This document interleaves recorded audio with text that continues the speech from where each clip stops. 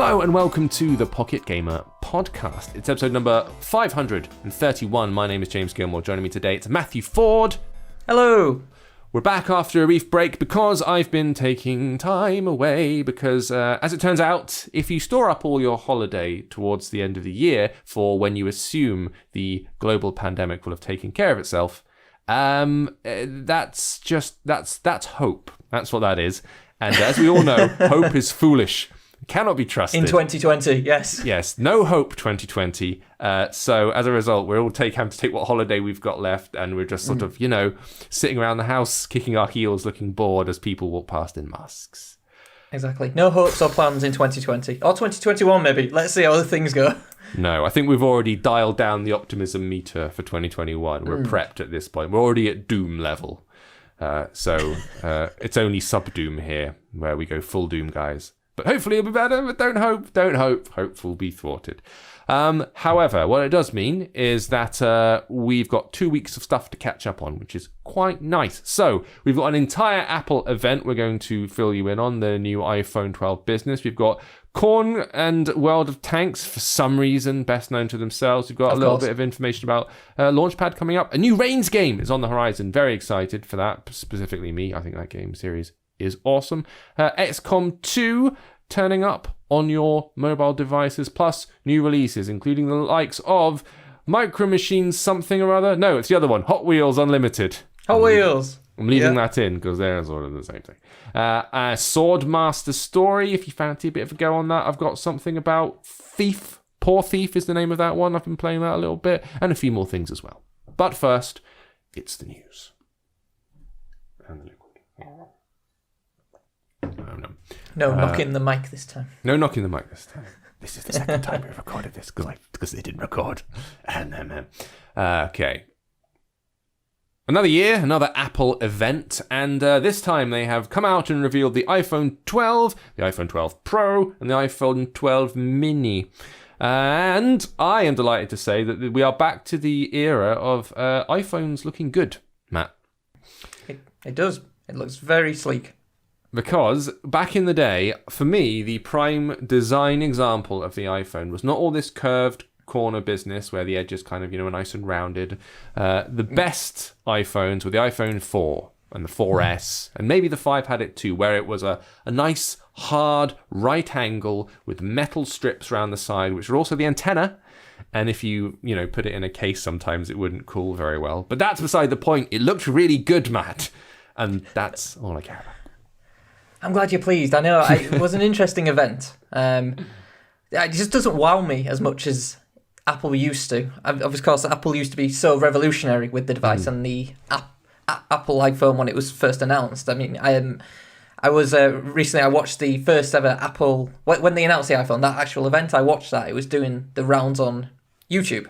Oh, right, okay. So it was really cool. And it's such a hype way how they actually announced the iPhone. Because it's Steve Jobs on stage and he says, today we're announcing a phone, what's he say? He announces like three things, like a phone, a computer, and a TV, and like a watch or something like that. It's just like or like a fitness app or a fitness watch, and then he keeps repeating it, and then he goes, it's all one basically, and he keeps like people didn't catch on, but he keeps repeating it until it's just a really hype way where he puts it together. It's just like what they do today. It's just like it's just a bit iterative.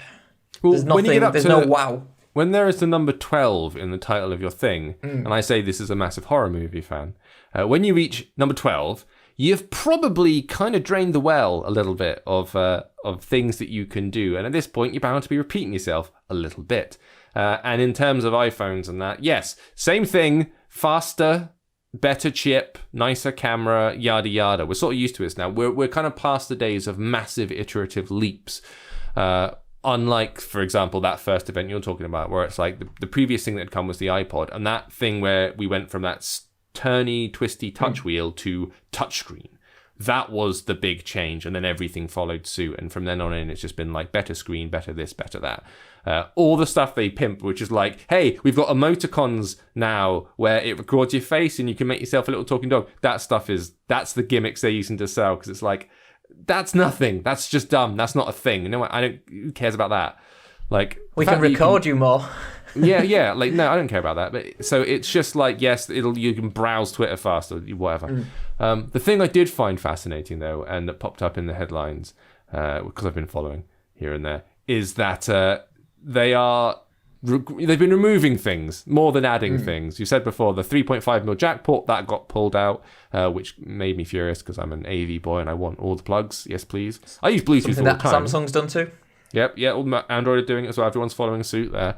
It's like you've taken my headphone port. Now you've taken my headphones, so they do not come with headphones as standard, which is the first time I think that's happened. Not only that, they'll give you a charging cable, but no charging brick. You're not allowed to plug it into the wall. No. You can plug it into a computer, or you can stick it in your ear. Those are your options. Stick it in your ear and think really hard so that it charges with the power of heat thought.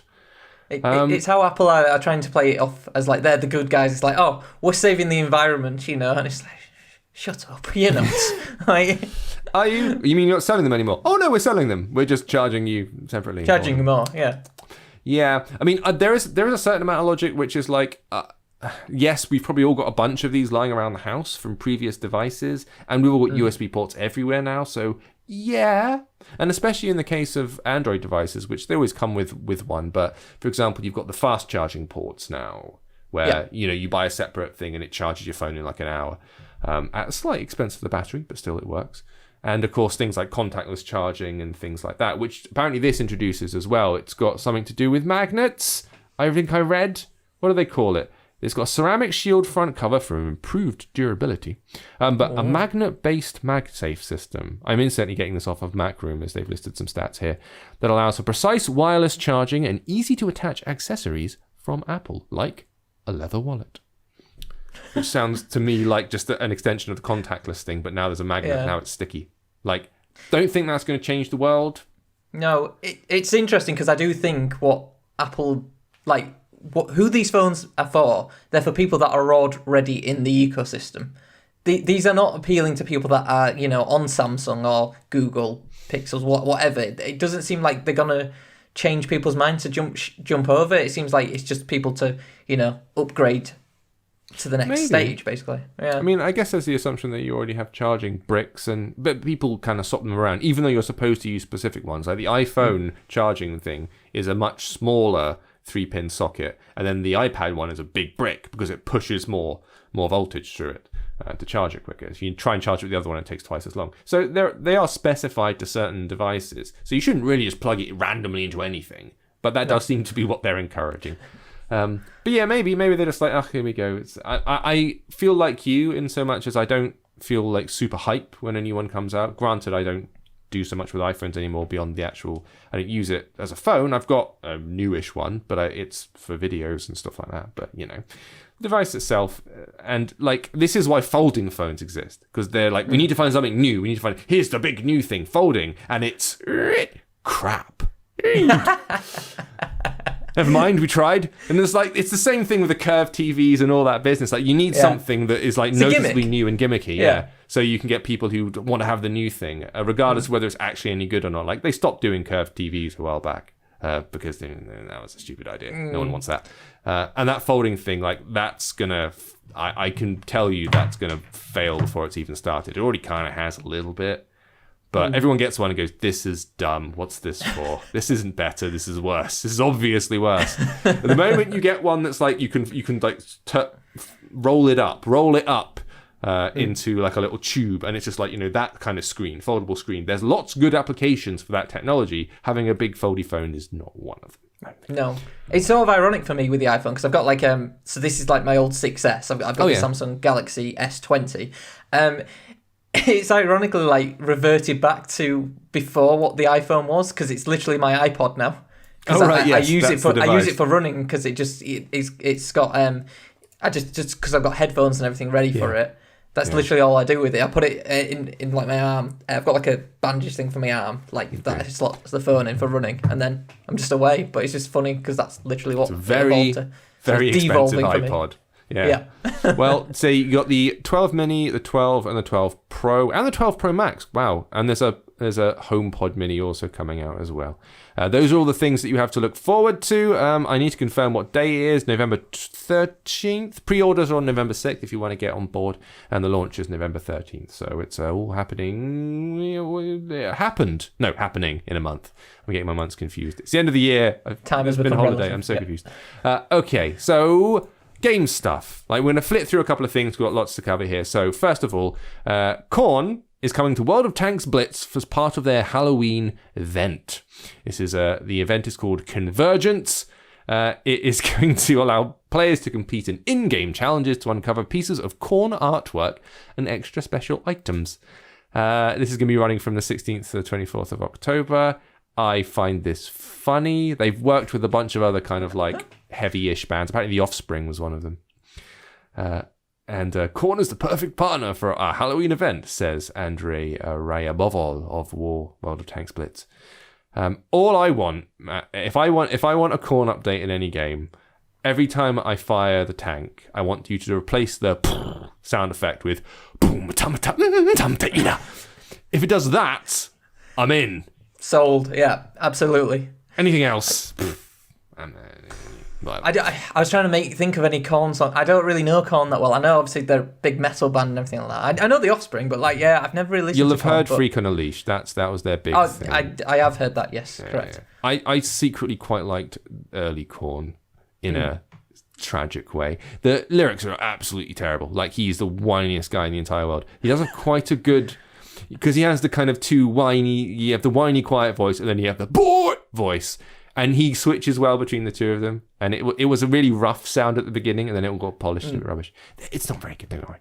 But do we know if the singers of Korn, like the band members, do they actually play this game? Because I'm always interested with this, how like maybe their manager comes to them and go, "Hey, we've got a partnership idea." I have no idea if Jonathan Davis, from the lead singer of Korn, sits down with his bagpipes and plays World of Tanks. Probably Jonathan, not. let us They're know. probably, write in. Let us know. Probably picking up a check, I imagine.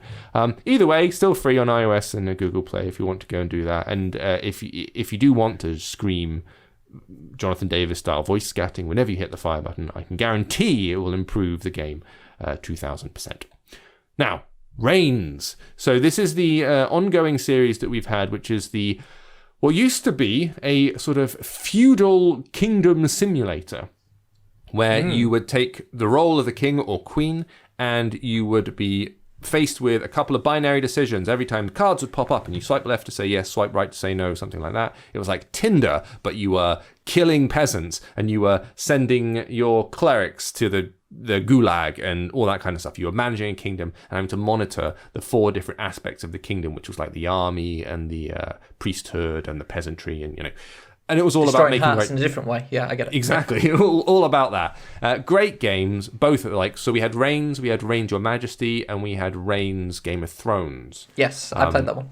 Yeah, all of which were good in varying ways. Reigns Your Majesty was particularly good. There was they kind of upped the humor a bit more, worked really well. The new one has been announced. It's called Reigns Beyond, and it's quite a left turn. I had to read this a couple of times to get the gist of it. But instead of you ruling a kingdom, right, the idea here is that you are in a spaceship as part of an intergalactic indie rock band. And you need to go to different planets and play rock gigs at these shows. And the band, for example, the members can change when you visit different planets. You can recruit different aliens and musicians and that and bring them on as part of your crew. And so you'll be needing to managing them. You'll also need to be dealing with your ship and the piloting of the ship and the ship's resources and everything like that, which, again, I can only assume it's going to be handled in the same way. You're just doing the swipe left, swipe right, yes or no, based on whatever questions being asked. There will apparently be galactic guitars to unlock. You'll have to deal with pirates, tax collectors, over 60 characters to meet through the game, 1,400 decision cards, which are the things you swipe around. Is that pirates or pirating?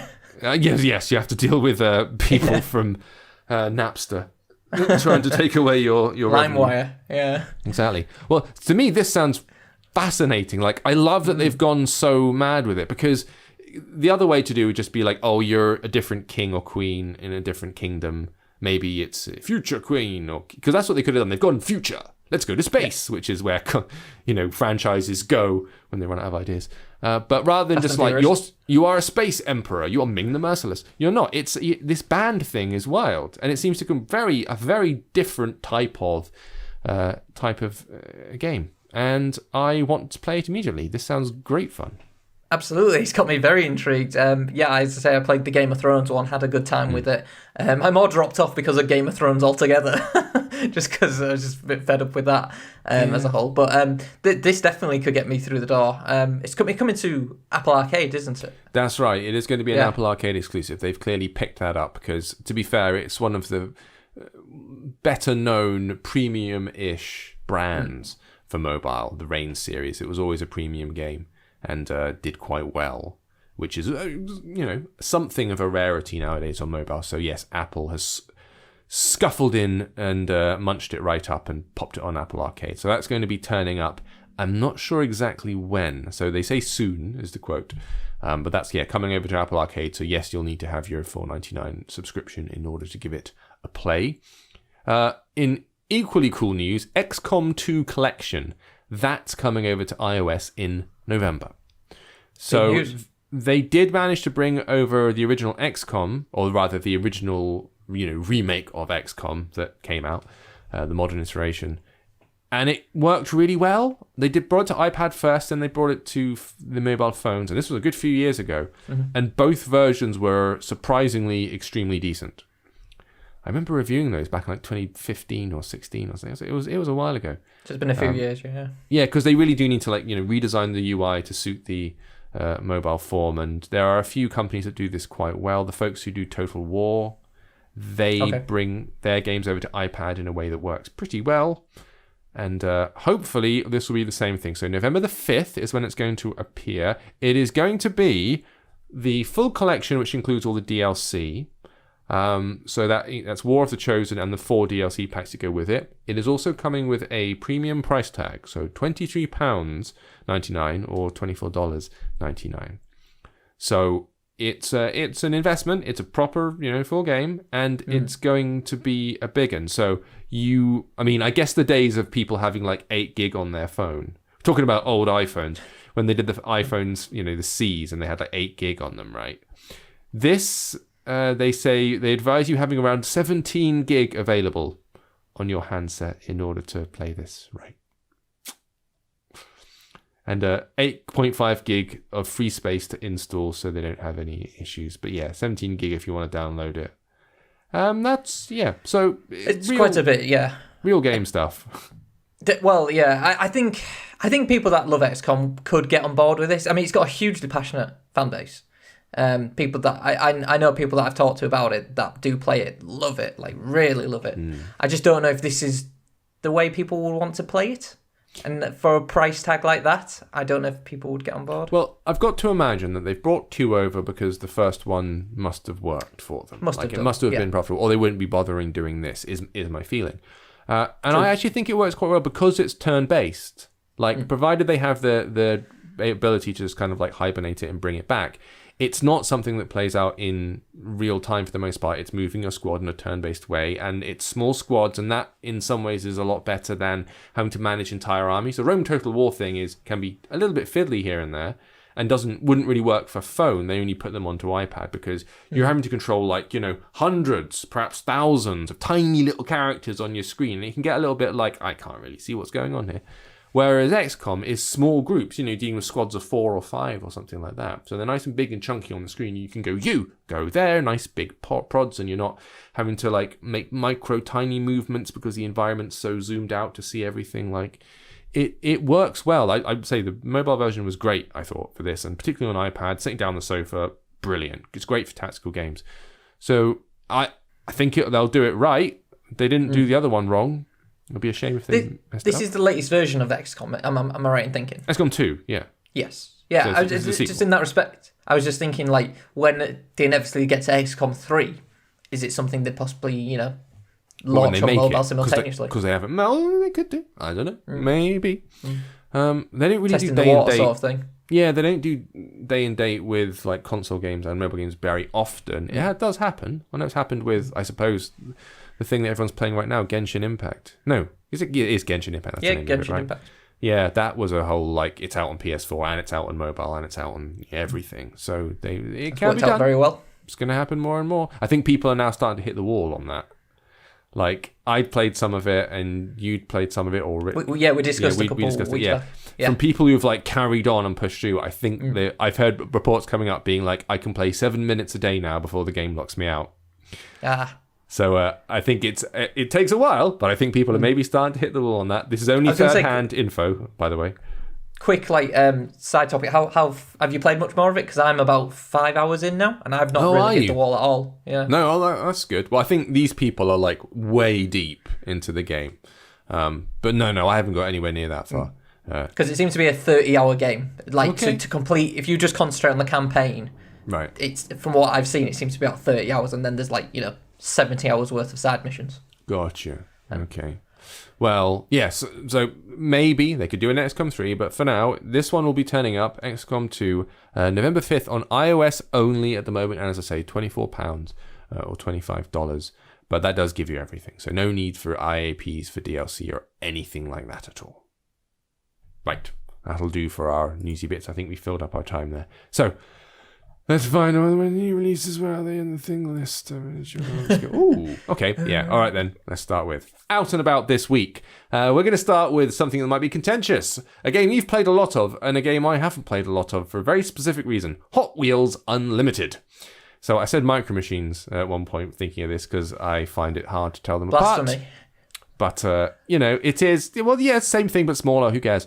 So, little toy cars. But the thing with Hot Wheels specifically is it's all about building the ramps and the tracks, isn't it? You build the plastic tracks in real life, and then, yes, they do loop the loops, and they've now got incredibly clever systems. And if you go onto YouTube, you can see some ridiculous Hot Wheels creations that go through entire houses and out into the garden and the street, and it's very good. This is taking it and pushing it all inside your phone. The idea is it's kind of a two-tier game where, first of all, you have to do a puzzle-solving bit where you need to build your track, and what will happen is they'll have certain points that are anchored onto the map. You see a map from the top down, and you're given bits at the bottom of the screen, and you have to drag them out, and so you have corner parts and straight line parts and all that kind of stuff, and you need to slot them into the right place to make sure it works. And in that way, it's kind of like the Bridge Constructor games without the whole thing collapsing. Yep. It's just like if you press play and it doesn't work, the car just either stops or goes winging off into the distance or whatever. Once you solve that bit, you then actually get to race the track. So you do take control of the car, you do steer the thing and drive it around. So it's a bit of building and then a bit of driving. I bounced off this immediately because, and this shows you the power of getting the onboarding right, because of the announcer who comes in and does the entire thing like this and won't let you skip a single cutscene. Oh my God. Everything's radical and awesome. Mate, yeah. I couldn't do it. Honestly, I was like, skip. Oh no, it's a video. I can't skip. Oh my God. All right, when it gets into the game, it'll stop. And I started doing the game and it didn't stop, Matt. It carried on. And I remember he says he's got loads of little jokes and stuff. Even while you just load, it's like, why are pigs the worst drivers? Because they hog the road. And it's like, it's the cringiest stuff, man. Like, God. And I can't even be like, hey, I'm a teenager. I'm not. That's areas past me. But it is the cringe of the highest order. It is so like, how do you do, fellow kids? I cannot. No, I couldn't do it. So I played a couple levels and the guy wouldn't shut up. And I was like, nope, off. I can't have this in my life. You know you can mute him. Well, he didn't shout that there was a mute option in my face. No, he wouldn't tell you that. So, yeah, I understand you have made it considerably further than me. A bit, yeah. I say made it considerably further. The game doesn't allow you to get considerably further, unfortunately. Okay.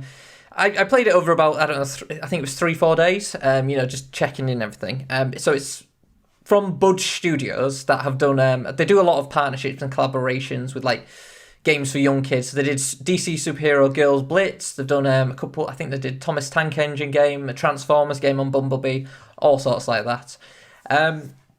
So you go past the tutorial and, as you mentioned, you just lays out, how to build courses, how to do racing. But then you're limited to 3 challenges a day. Oh, so, I see.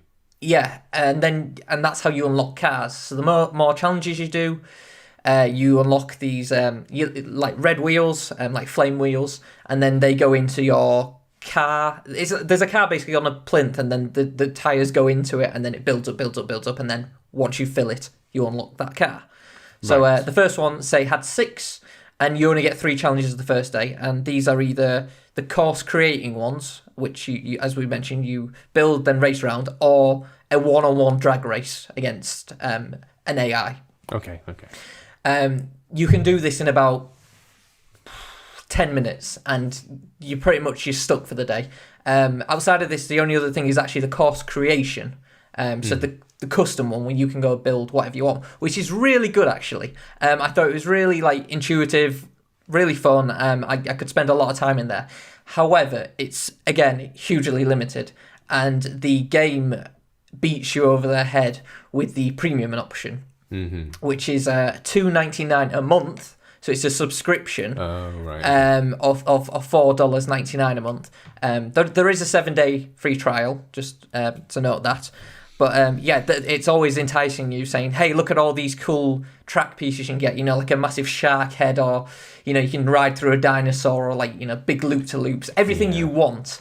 So in that respect, the game's very half-baked, and it's like, it's not there for you know what I mean? There's nothing that I played that made me want to jump into the premium, because you weren't selling me well enough. If you see what I mean. You need to make the bit that you can play enticing enough to go, yeah, actually, I want more of this in my life. And if you make it too anemic, the beginning bit, it's just like, well, there's no way I'll pay for this. This is already boring. So it's a difficult thing to do. And like, I'm not anti people. I think people paying for games is good. Subscription services, you really need to be offering like proper value for that to be the case. And the idea of giving any money to that shouting man puts my teeth on edge, Matt. Yes, understandably. I wouldn't. I think I'd been tempted to if it was premium. Like, as in if they'd said, like, give us a one-time payment. Okay. And you unlock all these cool stuff. I was like, yeah, but when it's a subscription, I'm like, I'm not so sure. Am I really gonna, play months and months of this and everything like that? Because as soon as they got your money, you forget, and then it's going out your bank for 3 months, isn't it? That sort of thing. Yeah. I did like it, but it's just I was really disappointed with what I wanted out of it in the end, and I thought it was too hungry, and it was too shallow, like for what was on offer. It sounds like you'd be trying to be quite nice to it. I feel like you're holding back really am. Just because I do like, because I was mean. Yeah, I've got good memories of playing Hot Wheels as a kid. That's why, and I remember playing. I know a corporation. So what you're saying is, go and buy some Hot Wheels, get down the carpet, and go. 100%. I did actually appreciate how at the start of the race, you actually have to tap as fast as you can to like sort of pull back. Yeah, like scale, like a pinball what they machine. call it. Yeah, I thought that was cool. It was neat. I thought you would. Yeah, it's just disappointing, but it is. Okay, well, you can download that for free for a bit anyway. Hot Wheels Unlimited is the name of that one. A couple of things that I've played recently, I suppose. Swordmaster Story is something that we did a little video of. It's actually a sponsor on the video channel for us at one point. So I have played it because I, got an early build of the game and had a bit of a go on it. So it's a 2D ARPG. Basically, this is one of those ones where you have a little crew of characters. They come flying in from the side of the screen, anime stylings, and most of the battling is automatic. You can get involved, and you can choose to do specific attacks and all that business, but you're not literally controlling every single sword swing on every character. That's not what it's about. What it's about is building the team. It's about the kind of meta behind it, where you go in and you unlock characters, you level them up in all manner of ways, equipment and experience and skills and all the rest of it, and you pour time into that, and then you kind of go back and you could almost let it autoplay if you want to. There is a story built into it, so it's going with the full RPG narrative business, where it keeps jumping between different characters and different locations. It's a little bit more like, oh, we're here now, okay. It's really leaning into this. And it's very much into the visual aspect. So all the fighting, if you see a trailer or if you see the video, it's all very explosive. It's all very incredibly frantic. Everything like fire effects, plasma going everywhere, like characters zooming into the screen and zooming out again. They've really gone for the dramatic. It's quite sort of put it on, and the fights, even if you're not participating, I think they want you to just watch and be like, ooh, look at all the colours and the movement. I think you'd have to be into this specific kind of thing, the collection aspect of it and the leveling up aspect of it. I always feel a bit weird saying anything qualitative about something that was sponsored at one point, so I tend not to. It's always a descriptive thing where it's like, here's what this does.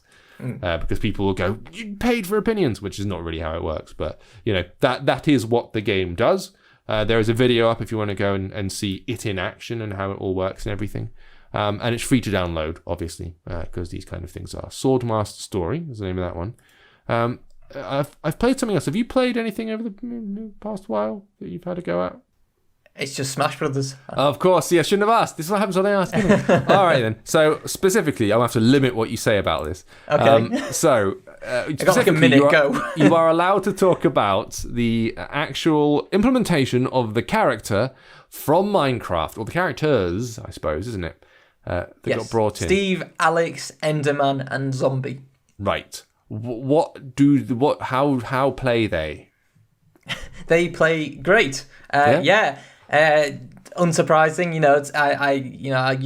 if anybody's listened to this podcast, I adore Smash Brothers. It's one of my favourite things ever to be created.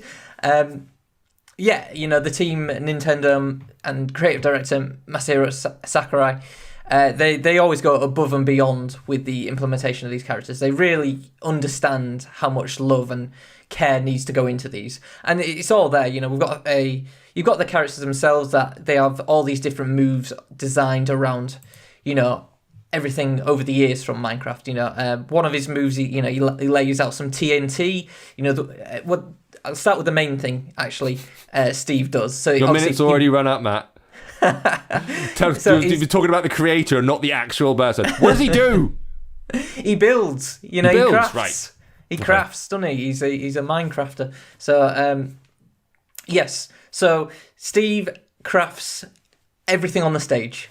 Everything across, there's like 80 stages in the game. The team went back and made it so Steve can craft everything. So if there's wood, if the stage is actually made of wood, Steve will get wood. If it's made of iron, Steve will get iron, and so on with whatever it is. There's so much detail in it. He also has a treasure chest at the start of the match, which he can get a sword or axe. I think it's a pickaxe. Of a certain material going up to diamond, which is the top in Minecraft. Right. I've never played a lot of Minecraft, so I only know it through this. So if anything's wrong, you can show me. Have you played much Minecraft? No. I mean, yeah, I played it when it first came out, but no, I'm not a building man. Yeah, exactly. But so then you've got all these different weapons and everything like that, obviously different levels of crafting. He's very heavy. He can't jump that high, Steve. And he, all of his movements are all indicative of what he's like in the actual game. So he doesn't briefly looks up, but he doesn't bend properly because he's like a polygonal and everything like that. So it's really nice touches that always go really far with lots of it. When you say he builds, like you're saying he crafts, so he'll be able to get iron as a thing. What do you mean? Like he actually builds structures that then he could build a barrier between him and another enemy. Like he can do. He can jump and build blocks in between. He builds. So the weapons that I was talking about. He can build fire blocks. There's lots of different things he has, and it's just obviously what you see in the game. Mine carts. That's another one. So you can build mine carts. Yeah, so because you've got a meter at the bottom which you need to keep filled by crafting, and when that's filled, you can do certain attacks. So one of them, which is already seems to be very OP, as they call it in the Smash Bros. Scene, of course, is minecart attack, which he jumps in, flies at enemies, and then he can jump out of, and he can chuck the minecart at someone, and then they can fall off the stage because they get caught in it. Right. Which is hilarious and fantastic at the same time. So there's so much to it, and it's very hard to explain the amount of stuff that goes into it. But he's been fantastically implemented. I had lots of fun with him. I don't know if it's a character I would play long term, but just to see that character alongside the likes of Sonic, Mega Man, Solid Snake, Cloud from Final Fantasy, Pac-Man, Mario, Pikachu, Link. It's just. Well, it's unbelievable. No, as we said before, Minecraft being one of the biggest properties on the planet, they're well in that Pantheon Hall of Fame now. It's absolutely right that that blocky bugger should be as known as Master Chief or any of the rest of them. So yeah, it makes total sense. I know you haven't got Master Chief yet, but those kind of iconic characters, it's certainly one of them. Steve, where's Crash? Perhaps? Where's Crash? Yeah, I know. That's the one. So, have you played the new Crash, by the way, being as you're a Crash fan? I haven't. No, I think I'm going to get it for my birthday. I can't wait. Honestly, the thing is with Crash, I love it so much. It was $54.99. I was like, I love you, Crash. I don't know if you're $54.99. Wow. Okay. Yeah.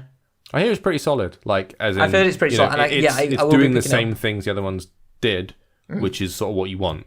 Like, it's not brand new and incredibly new ideas or anything, but if you actually really liked those Crash games, you should like this one. This is a good time. Cool. All right. Well, there's your Smash update.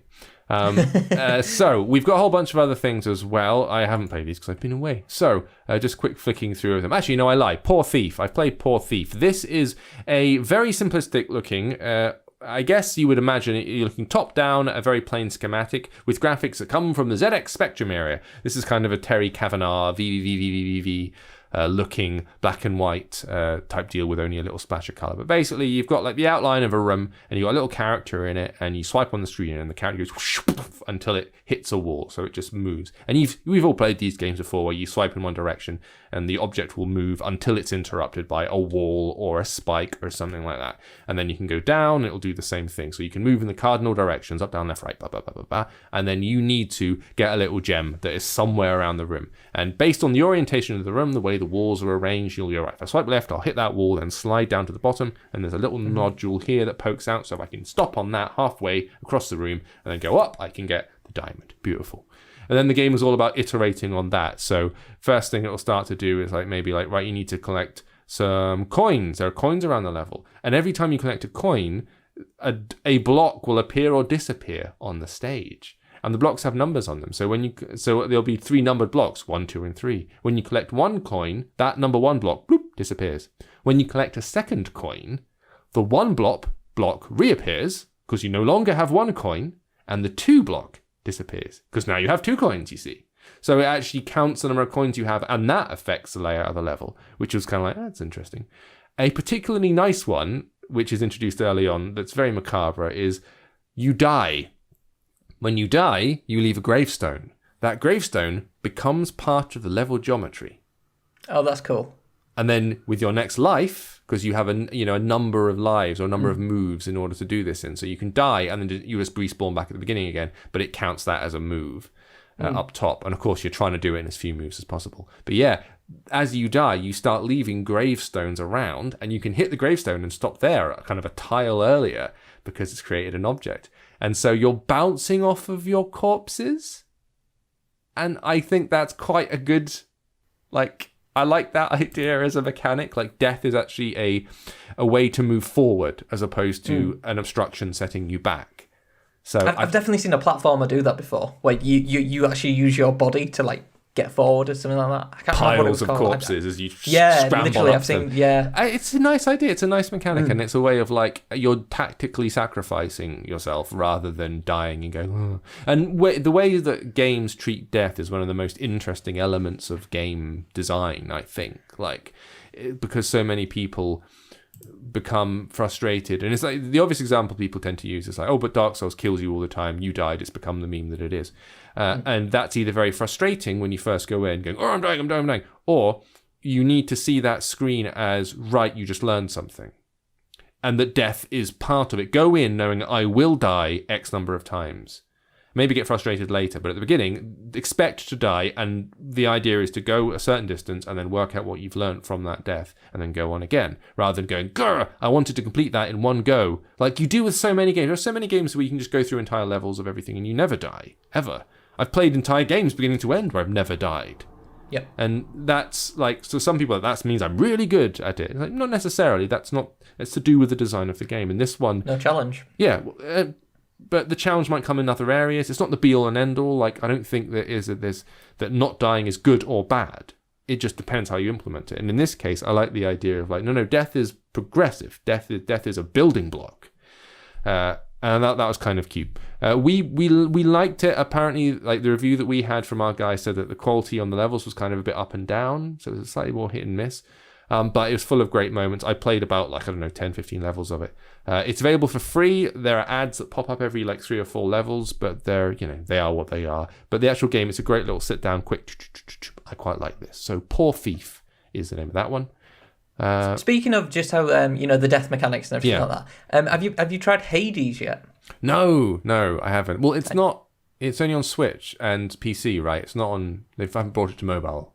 I think that's right. Yeah, because I think I'm going to pick that up soon because obviously that's big roguelite and the element of death. Obviously, the further you get, the more upgrades you get, and then you go for another run and start again. It's the again. roguelite where the level changes, but you keep the loot, the experience, the gear. No, I like them. I think they're great. I think is it Supermassive Games? I think that's the name of them. It is, yes. Yeah, so Transistor looked amazing. It was interesting. I wasn't in love with the combat. Bastion was obviously great, and that's the thing they're very well known for. And Hades has been received brilliantly, and they do tend to come to mobile because they do. Dead Cells has arrived. Dead Cells arrived. Yeah, these kind of games do tend to work. So I'd like to give it a go. Everyone's saying lovely things, and I believe them. Sounds good to me. Other things that are currently available, if you wanted to have a go out, there is what's the one that I saw? Oh yeah, 912 Operator, which I really wanted to say 911 there. 112 Operator is the actual name of the game. And this is a puzzle game where you have to make snap decisions while people are calling you in a state of extraordinary panic. And you're trying to control the situation. Haven't played it. It's something that Dan has picked out. And for me, it has the line of a text adventure. So based on the trailer and everything, you're receiving calls. God, what on earth do I do? Help. You need to get out of the building, and they come back to you, and I'm reading from the thing here. It says, no way, my sister is inside and plenty of other people. I need to warn them. And then you can respond do you have anything that could ignite a spark? You need to leave the building. Firefighters will evacuate everyone. And then you have a choice where you can say danger of ignition, too risky, or hang up now. So you get options to choose how to respond to these calls, and then that determines what it is. So it's sort of text adventure with additional consequences. Dan liked it. He's the one who's played that one. And that's currently available for iOS and Android. I don't know if it's premium or not. I have to check. But 112 Operator. That's the name of that one. There's a big old RPG, old school looking RPG called Ninth Dawn 3 Shadow of Earthil, which is big. That's a lot. There's a lot going on there. Say the least. And people... Well, it's a sort of old-fashioned 2D hack and slash style rather than a turn-based one. And yes, it looks like your 16-bit old-fashioned RPG bits and bobs. But it's MMO, apparently, this one. So you are out there in the wild, capture and train over 270 creatures to fight alongside you. This is me just looking at the trailer. That's appeared in his list, so Ninth Dawn 3 Shadow of Earthil. Maybe if you're looking for old-school MMO stuff, you can give that one a look, perhaps. And there are a few others that have appeared on the list here as well. There's, as always, we mention it most weeks, but Dan does a roundup of at least 5 games every week. Here's the best stuff that's come out on mobile. You can find it all over on pg.com. Go and have a look at that. If you ever just I need some new stuff. And he collates it all, the best things that we have, and it's always a nice varied list. So usually there's platformers and role-playing games and puzzlers and, something for everybody, basically. So go and have a look. We should also mention that we are just a few weeks away from Launchpad now. Going to be doing the old Launchpad stream. We did it last time, and it's basically 2-hour live streams going on over the course of 3 days. This time it's going to be in November. We're going to be running it on the 12th, 13th, and 14th of November.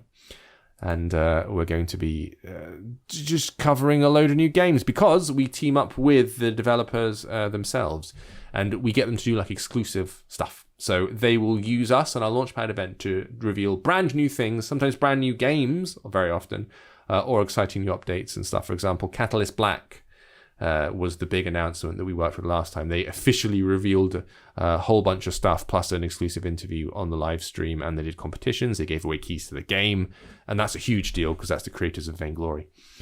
So we're hoping for something equally awesome this time, and between you and me and the fence post, there will be equally awesome stuff, so do tune in. Heard it here first. Exactly right. But I think we're good for this week. You didn't play anything else, did you, Matt? That you're burning? I didn't. No, not I can think off the top of my head.